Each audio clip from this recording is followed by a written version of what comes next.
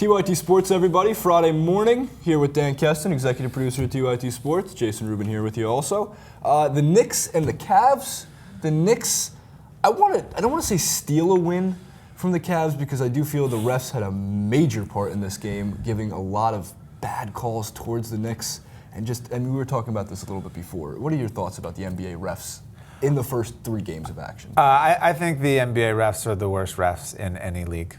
Really, I really do. And I know some people will say the NFL because it seems like pass interference calls are given out every single week. I think the NBA refs are the worst. I don't understand what the difference is between a foul and a non-foul. And, like I was watching the Clipper game last night, and, I see Blake Griffin go up for shots, and sometimes they call a foul, and sometimes they don't. And sometimes it's offensive, and sometimes it's defensive. And I really don't know the difference. Right. Yeah, and to me what's interesting is it's not so much the blocking and charging fouls, because those seem to be easier to call. You can tell when a player is sliding into the direction if his feet are moving. It's going to be a blocking foul. A blocking foul. If he's not, his feet are planted, it's a charge.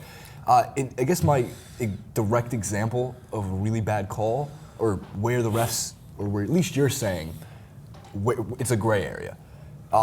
Anthony goes up for a few shots with LeBron James guarding him, and yes, his finger just touches Melo, and sometimes they call it, sometimes they don't. It really should have to alter the shot. Well, it should be for there to be a call. I think it should be consistent. Either you go really lenient and you don't call a lot of fouls, or you go hardcore and you call every foul. Just don't be inconsistent. Don't sometimes call a foul and sometimes not call a foul, because that's when people complain. Yeah, and it gets very frustrating when you're watching any sport when there's too many fouls in any game, when the clock's stopping that much. And of course the reviews, it's just not the ideal start to the NBA season with that many bad calls, but not to harp on the refs. Right. Well, I think a bigger question is, okay, so you watched that game, obviously.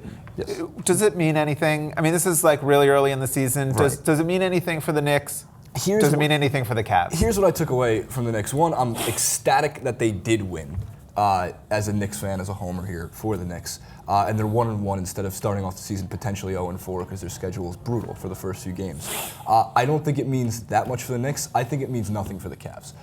When LeBron went to Miami in 2010, he met up with Wade and Bosh. They struggled because there's a new offense, it's new players, you're learning where they're going to be on the floor, all of that. Now, the scary thing that I took away from the game is LeBron is obviously, maybe not obviously, but the best, in my opinion, the best passer in the league. And he was dropping no-look passes a lot of the time. The thing with LeBron in getting used to Kevin Love and Kyrie Irving is once they click, and Anderson Varejao, or is it Anderson Varejao? Yeah. When they click, and that's going to probably be the halfway point, that's going to be the most terrifying team in the NBA, especially in the Eastern Conference. Yeah, I agree with you. I think it means more for the Knicks than probably it does for the Cavs. I think the Cavs, you got to expect them to have the first 20 games of the season, learn how to play with each other. Right. And I do agree, once they figure it out, they're going to be tough to beat because they have shooters. For the Knicks, I actually think it's really good news. I think it shows that they're going to potentially be a real team this year. And, once they get rid of a lot of the dead weight, and I'm sure Phil Jackson's going to do that, I mean, this could be a pretty good team. Right. And so from my team to yours, the Clippers, they pulled out a big win against the Thunder. I think when we were discussing earlier the free throws, Chris Paul was 3 of 7, I think, from the line. That's very unlike Chris Paul. Well, he also missed 2 with 13 seconds left. And, the guy next to me turned to me and he said Chris Paul is quickly losing his reputation as a clutch player. And he's kind of right. I mean, you can only do that so many times, in a row before people start saying maybe you're not the player they thought you were. Right. And for the record, just watching Chris Paul play, I think Chris Paul is one of the smartest players in the NBA alongside LeBron James. He's also one of my favorite players to watch. He walks into the lane, gracefully. And the entire court keeps their eyes on Chris Paul. You're not supposed to watch just one player, especially when you're guarding against a small forward, a big guy in the center. But you have no choice when you have someone that fluid with the ball at almost all times, maybe not so much now in the fourth quarter, although I would hope that would change because Chris Paul can be one of the most clutch players in the NBA. Right. Well, I'd have to answer the same question. Is does the Clippers, the Oklahoma game, Clippers won by 3, they looked really bad. Does this game matter either, like the game we just discussed? I think my big takeaway is the Thunder are a good team without their two best players and two of the top 25 players in the NBA in Westbrook and Kevin Durant. We were talking about Perry Jones and Serge Ibaka, and they're a team. They're a good team. But with a semi-fractured hand, we have to grab the update from Russell Westbrook's injury and see where that's going to go. And even watching Kevin Durant still hobbling on from the bench. So he's obviously got a solid month to 6 weeks before a return. I think you're right. I think for Oklahoma City, there's no way you can say that game doesn't matter, because it really does. I mean, you lose Durant, that's bad. You lose Durant and Westbrook, that's really bad. You have Jackson out too, and your team is in a lot of trouble. Right. And this is really going to affect their season, because 4 to 6 weeks without either one of those two guys, by the time they come back, they're really going to drop in the standings in a really tough West, and this could drop them from the 2 or the 3 all the way down to the 7 or the 8. And by the way, as the Clipper fan, I don't really want to have everyone healthy on that team and then have to play them once when they are healthy. Yeah, the 2-7 is we have to play Oklahoma City in the first round. And that's a brutal matchup for anybody, especially when you do have, at that point in the season, hopefully a healthy Durant, or for the Thunder fans at least, a healthy Durant and a healthy Russell Westbrook. And then backtracking just real quick with the Thunder, I said the Thunder have played 7 quarters of very good basketball, granted the injuries that they have.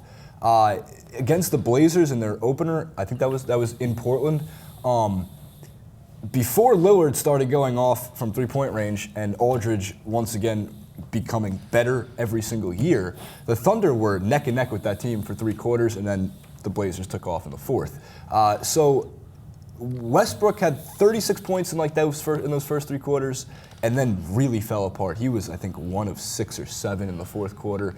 So they definitely need Westbrook back with, again, slightly fractured hand is what I was reading about. I don't know how long that sidelines him, but overall, if they can pull out even a 500 record, they're playing in the West, and that's going to be hard to do. They just can't dig themselves into a hole. I think it's going to be really tough. Yeah. And, it means that these young guys have to get better really quickly. Yeah. I think for the Clippers, I think, it was a little concerning. Like, obviously, they can't play like that and expect to contend for a championship. And already you can see the fact that they have no 3 is really a problem, because it's like a big hole. They have small shooters, and they have big guys. I mean, I like Spencer Hawes, but they have no one in the middle, and they're going to have to make a trade, I think, at some point. Yeah.